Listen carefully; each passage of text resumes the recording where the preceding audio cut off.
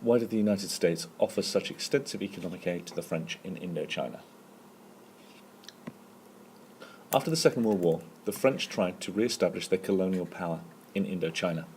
However, they met with resistance from Vietnamese peasants who rejected resubjugation.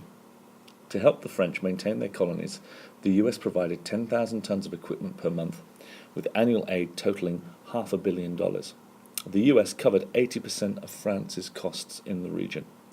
The most significant motivation for the US to do this was their belief in domino theory, so establishing a most important reason. They thought that if the Vietnam fell to communism, so would the surrounding area. To this, the United States was intolerable based upon their ideology. The second most significant reason, again, why the US so heavily aided France was to gain their support in Europe, showing a wider context of understanding here. With the Soviet pressure in Berlin, which reached a crescendo with the Berlin airlift, the US were desperate for French support in NATO to combat Soviet influence in Eastern Europe. Next, the reason the aid was economic was to do with Eisenhower's election terms. So now jumping from global policy to domestic policy back home. He had been elected to end the Korean War, not to start one again in Asia. Of least importance, but nonetheless noteworthy, the US supported the French because they wanted to maintain their sphere of influence in the region for egotistical and economic reasons. Thus, President Eisenhower provided the French with the aid from about 1949. Remember, the French wanted the assistance. The French didn't want military assistance, and it was also convenient for the Americans to fight this war by proxy. The Americans did not have the infrastructure in place, the French did. Overall then, a very wordy introduction. The key points of the argument that are going to be constructed in the hierarchy are already present, but what the student has done is they've expanded here. Now, this should be scaled back, containing the points that will make the argument, but keeping the evidence ready for the main block of the essay. Firstly, the most important motivation for US support of the French in Indochina was their belief in domino theory. Nixon said of the situation, "If Indochina falls, Thailand is put in an almost impossible position. The same is true of Malaya, the same is true of Indonesia. If Indochina goes under communist domain, the whole of Southeast Asia will be threatened." This is domino theory in essence. The US believed that the communists in Korea were all orchestrated from Moscow as part of the Cold War between the US and Soviet Union. As a result, they adopted a policy that they must, for the sake of liberty, prevent communism spreading. They therefore, moving into analysis, helped the French attempt to maintain their colonies in Indochina, not because they supported empires, but because if the French governed Indochina, it would not fall to socialism, as the French would be there to protect it. It was a pragmatic gesture. The US thought that if they helped the French to maintain their power in Indochina, then it would prevent any minority communist groups such as the Viet Minh establishing their authority. Eisenhower tried to use the French in proxy of the US to contain communism in the region by maintaining the status quo, which was far easier than the US trying to get the UN and congressional approval for backing as they had in Korea. This also explains why the aid given was economic. The French were being used in lieu of the US, so to maintain this facade the US could not possibly deploy ground forces without risking a backlash from the Soviet Union or Mao. Additionally, America had considerably more money than they had troops. Secondly, the most important reason why the US was so benevolent and altruistic to the French was because of the instability of Europe in post-1949. The newly established NATO, which was initially commanded by Eisenhower, and therefore likely to be of a point of interest to him, had been created to combat Soviet power in Europe. For this, the US needed all of Europe to support it.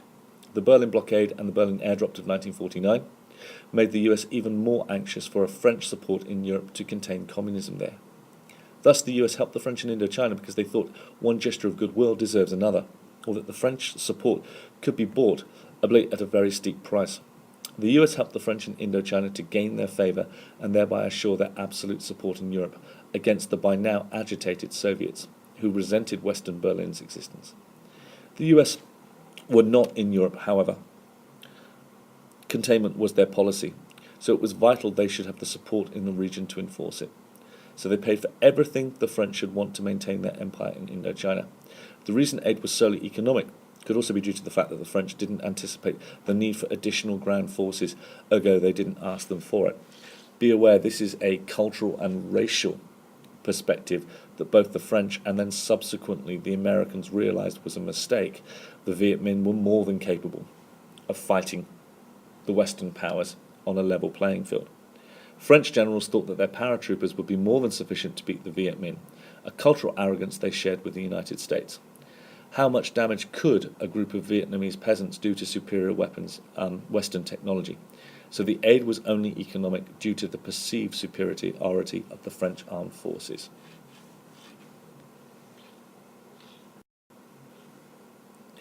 Moreover, a central reason why aid was purely economic was Eisenhower's election terms.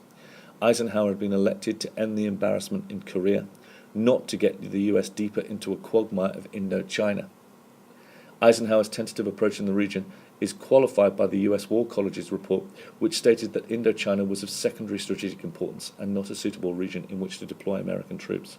Eisenhower could not have carried public support or the support of Congress had he wanted to deploy ground troops, and due to his more bang-for-a-buck approach, didn't want to. Hence he gave economic aid. So Eisenhower gave economic aid because he had no other option. He had to be tough on communism, but couldn't deploy ground troops, all stemming from domestic policy back home. He didn't want to be seen as losing Vietnam in the same way that Truman was accused of losing China, and subsequently his reputation. So Eisenhower supported the French economically to try and stop communism advancing without military intervention by the US. This would make him look tough on communism.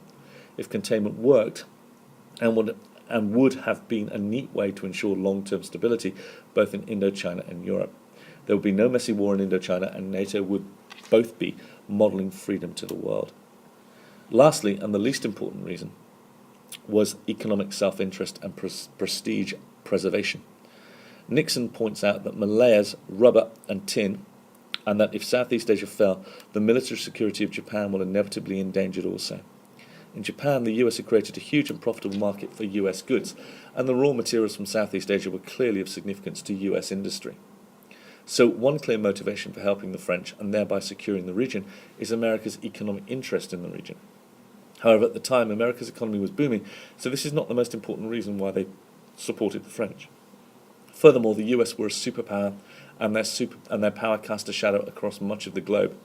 They doubtlessly liked this situation, and therefore strove to maintain it. Should Southeast Asia fall, the US's sphere of influence would diminish. The US also believed in a zero-sum game, so whatever they lost, the Soviets gained. Since the Cold War was an international power struggle, the US couldn't lose anything, hence the Truman Doctrine. Therefore, the US supported the French because they felt it was imperative to maintain their sphere of influence and to deprive the Soviets of any gain, no matter how small. To conclude, the most significant motivation for economic aid was domino theory. The US didn't want Indochina to fall to communism, since they thought this would jeopardize the free world. Their less public ulterior motives, however, were to make the French feel obliged to give support to NATO, to maintain stability in Europe, and to reduce the considerable pressure on Berlin. The US also wanted to preserve their trading routes in the region and keep raw materials coming out of the region to feed America's booming industries. The least important reason is that the US wanted to maintain their reputation as the mightiest force on the planet to avoid the Soviets gaining anything. So they attempted to help the French maintain the capitalist status quo in Southeast Asia.